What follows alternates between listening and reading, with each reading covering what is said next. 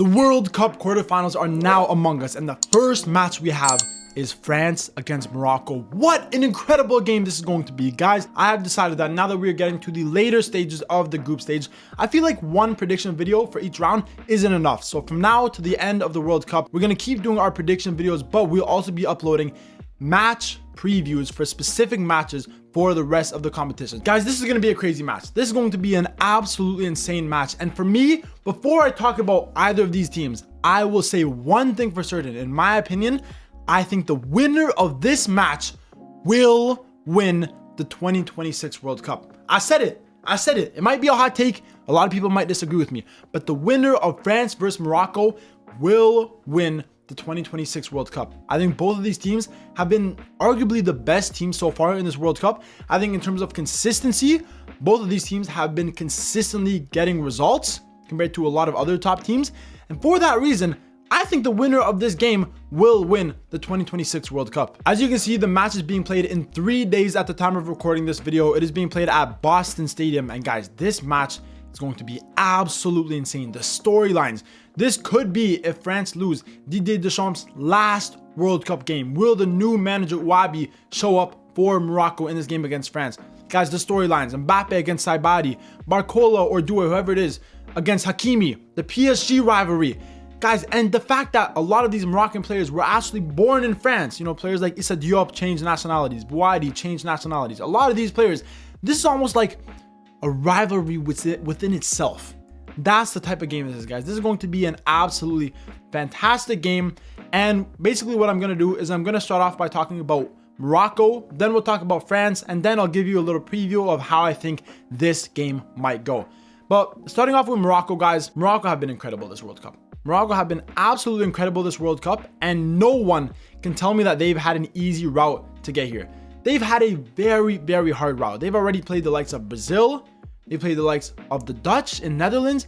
They've played some very, very hard teams, and the fact that they're still getting results is very, very impressive. Now, guys, if you look at this Moroccan team, I think this team is very, very good, guys. Obviously, Morocco, we know in recent years, they've won trophies with the under-20s. Their youth system is one of the best in the world, not in Africa, in the world.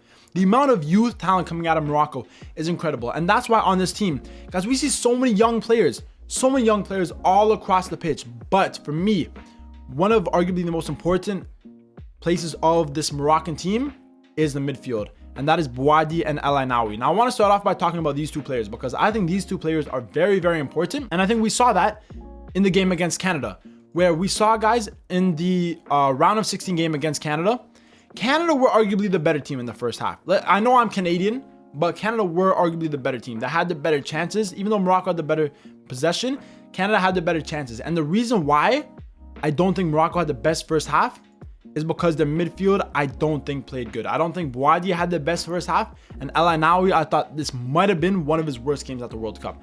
I thought both these players were misplacing some passes, their dribbles weren't coming off, and that's why Morocco suffered. Guys, these two players are very, very important players for Morocco. As much as people want to say Saibadi, who's a fantastic player, sadly came off with an injury. I'm not sure if he will play against France. Hopefully he will for Morocco's sake. As much as people want to talk about Brahim Diaz, Unahi, El Kanous, as much as people want to talk about Bonu, the most important player for me in the middle of the pitch is El Ainaoui and Bouadi, because these players really dictate play. These players are the players that transition the ball from defense to attack. These are the players that make the play happen. And with the dribbling that these players have, with the passing ability that they have, the calmness they have on the ball, these are two very, very important players, guys. So in this match against France, you look at this Moroccan midfield and you look at this French midfield. There's a big difference. The French midfield is full of power. It's full of strength. Players like Rabiot, players like Kone, players like Tchouameni. These are strong physical players. Morocco's midfield is not physical. They are technical. Players like El Ainaoui, players like Bouadi, players like Unahi. These guys are incredible dribbling, incredible passing, incredible technical ability, but they're not the most physical. So it'll be a very interesting battle to see how the physicality of France does against the technical dribbling of this Moroccan midfield. But another talking point for Morocco, guys, is obviously their attack. Now, Saibadi obviously went off injured against Canada. I didn't think it was a crazy injury. I think he should be back for this game, but I think he is a very important player. Now, no disrespect to Rahimi. I think Rahimi is also a very good striker as well, but 30 years old, maybe doesn't have the same energy that a player like Saibari brings to the team, guys. What Saibari brings to the team, I think, is absolutely incredible. Absolutely incredible. First of all, he's a very versatile type of player, right? We can see right here, he can play many different positions. He can play as an attacking midfield, as a striker. He can play in the midfield. He can play on the wing. And we've seen him do that with PSV for a lot of the time. And I think that's part of the reason why Bayern Munich signed him. Not to replace Harry Kane, but just as a very versatile attacker. Saibari is very, very important. And that's why he's been so good with Morocco so far in this tournament. That's why we've already seen him score, he scored 3 goals so far in this tournament already? Yeah, he scored 3 goals in each of the group stage games. Obviously, against Netherlands, he didn't score, and against Canada, he got injured. But he is still one of the most important players for this Moroccan team. Now, another very important player for this Moroccan team is Bonu. And guys, I've said it multiple times. Bonu can save this team. He can get them out of any sort of shit, because Bonu is a keeper that not only in games can do well, but can also save penalties. We saw it against Netherlands. We saw it in Crescencio Somerville's penalty. He walked over to the side and just palmed the ball out like that. He said, nah, stop. That's what he did to Somerville's penalty. Bonu is a very, very important player for this Moroccan team as well. And it'll be very interesting to see how he performs against this France team, who we know have arguably the best attack in the world. Guys, this is going to be a big test for this Moroccan backline. I know Morocco defensively, they've been very good in recent competitions. In the AFCON, guys, we saw them go almost the whole competition keeping a clean sheet. They kept a clean sheet in almost every single game. So we know defensively that they're very good. We know that they can line up in a low block, which we've seen France struggle against a team in a low block in Paraguay, which we will talk about that in a second. But it'll be very interesting to see how Wabi lines up these players. I think they will need to score in this game, because I don't see them keeping a clean sheet. I know they have a good defense, but I don't see them keeping a clean sheet against France. So I do think Morocco need to score in this game. Now, guys, looking at France, bro, it's hard to look past this France team. In my opinion, obviously they're ranked 3rd in the world, but for me, France has been the best team in this World Cup. I don't think any team compares to France. I think the only team that's actually comparable to France in terms of performances at this World Cup is Morocco. That's why I think the winner of this game will win the World Cup. But guys, 100% honest, France have been the best team at this World Cup. They beat Senegal 3-1. They beat Iraq 3-0. They beat Norway, albeit a Norway B team, but still Norway 4-1. They beat Sweden 3-0, and they recently beat Paraguay 1-0. Now, what I will say is, in the most recent game against Paraguay, guys, I saw a weakness in France that I didn't know France had. And that was against a team who played a very, very low block. A team who honestly didn't really come to play football and were very, very physical. And France struggled. They struggled to score goals. Now, to be honest, they had a lot of great chances. They hit the post. So they probably realistically should have scored more than 1 goal. I would say France probably deserved to win 2-0. But at the end of the day, Mbappe's penalty was the only thing that got them the win. So this was definitely a little bit of a wake-up call for France, because this may have gave Wabi a little bit of a taste of what he might have to do to beat this France side. Now, guys, in terms of important players for France, bro, it's the whole team, first of all. But the most important part for France is their attack. There is no doubt about it. You cannot say anything other than that France has the best attack in the world, guys. If we look at this France squad, bro, oh my days.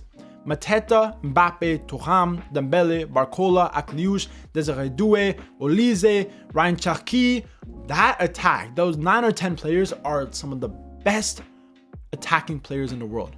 It's crazy, bro. It's absolutely insane, this France team. It's crazy. Mbappe already have 9 goal contributions in his first 5 World Cup games. 7 goals and 2 assists. Mbappe is Mr. World Cup, bro. He's Mr. World Cup. Olise has been performing. He's been passing up dimes to Dembele, dimes to Mbappe, beautiful pass to Barcola. Olise has been probably the best in terms of assists in this World Cup. Dembele, we know he's underperformed with France for many years now, but this tournament, he's been getting the goals. And Barcola, Doué, whoever plays on that left side, that's going to be the most interesting position. Let's talk about that actually quickly, guys, because Barcola or Doué, whoever plays on the left side, it seems like Didier Deschamps has been favoring Barcola so far in this tournament. But this game is against Hakimi, guys, the teammate of both Barcola and Desiré Doué. So who do I think has the better chance to get past Hakimi? Honestly, I don't know. Honestly, it could be Doué because of that pace and that sheer power that Doué brings, but Barcola kind of brings a little bit of a technical side of the game that Doué doesn't really provide, at least not at the moment. So it's going to be very interesting to see how Didier Deschamps decides to line up with that left-sided battle, or on the right side if you're looking at Morocco, between Hakimi and either Barcola or Doué. That would be a very, very interesting battle. But guys, the most important player for France, none other than Mbappe, bro. None other than Mbappe, guys. Mbappe, in my opinion, he's been the best player of the tournament so far. I think he's been better than Messi. I think he's been better than Haaland, better than Kane. I think what he's done for this France team, without him, he would be nowhere near as good. I think he is an incredible player. He scored, obviously, in every single game other than that Norway game, which he got 2 assists. He's been absolutely incredible. The pace he has, the dribbling he has, the finishing he has, he's just a... Bro, he is such a baller, bro. Guys, I love Mbappe. But Mbappe is definitely going to be the most important player. And it's going to be very interesting to see how this Moroccan back line of Diop and Halal, who... Halal, guys, he's a player who hasn't really played much with Morocco, right? We saw him get 90 minutes against Haiti. But other than that, he hasn't played before that Canada game. In the Canada game, he was decent. Against Haiti, it wasn't the best. We saw Haiti score 2 goals, right? So it'll be very interesting to see how these 2 center backs of Diop and Halal are able to defend Mbappe. Obviously, Morocco have decent fullbacks. Hakimi is one of the best in the world. Mazraoui is also a very good fullback as well. So I do think on the wings, I think they will be pretty good defensively, but it will be very interesting to see how these midfielders and the center backs are able to cope with the likes of Olise and with the likes of Mbappe, because that's going to be very, very important. If Morocco can shut them out, then they can actually win this game. But if they cannot defend Mbappe, if they cannot defend Olise, they can't stop the passes, France will win. Now, guys, let's talk a little bit about this game. What are my early predictions, guys? I'm not going to give you an exact score prediction because obviously that's for my quarterfinal prediction video, which will be out probably Wednesday night. But as for a preview into this game, as for kind of early thoughts on what I think is going to happen, guys, I can't see past France in this game. I cannot see past France. And I love Morocco. Morocco are one of my favorite African teams. I know they just beat Canada 3-0. I know it hurt my heart, but I do love Morocco, guys. I love North African teams. I love Morocco. They're one of my favorite teams. I love the fan base. I love watching the AFCON in Morocco. It was fantastic. So I love Morocco. But this French team, guys, it just has too much. It just has, it's honestly fair to say, it just has too much. Is there a weakness in this France team that Morocco can counter? They have a very good attack. They have a very strong midfield. They have a very good defense. On the wing backs, maybe an area where Morocco might be able to counter France. You know, you look at Luka Digne, and he's been okay this tournament, but once again, not the best fullback, right? And Koundé, he's also been okay, but at the end of the day with Barcelona, didn't really have the best season. I think he's been pretty good so far in this World Cup, but that may be the weakest area for France is on the wing position. So that would be very important for players like El Khanous and players like Brahim Diaz. Brahim Diaz, he's been incredible this World Cup. He showed up, he's got an assist, he's done a lot. El Khanous, I feel like I still want to see more from him. I feel like he hasn't been good enough for Morocco in this tournament. I think he's a very good player, but I think he needs to do better. I think if El Zazouli was playing, this may be an even scarier Moroccan team against France. But with El Khanous, I feel like he really needs to step up in this game to beat this France team. And also, guys, we need to see line-breaking passes from this Moroccan midfield in this game. From Ounahi, from El Ainaoui, from Bouadi. We need to see that against France, or France will win. Guys, at the end of the day, this France team have the best attack in the world. They have a very strong midfield and they have a very solid back line. I think the winner of this game will win the 2026 World Cup. But at the current moment, I can't see past France. I can't see past France. So at the moment, I'm going to predict France to win this game.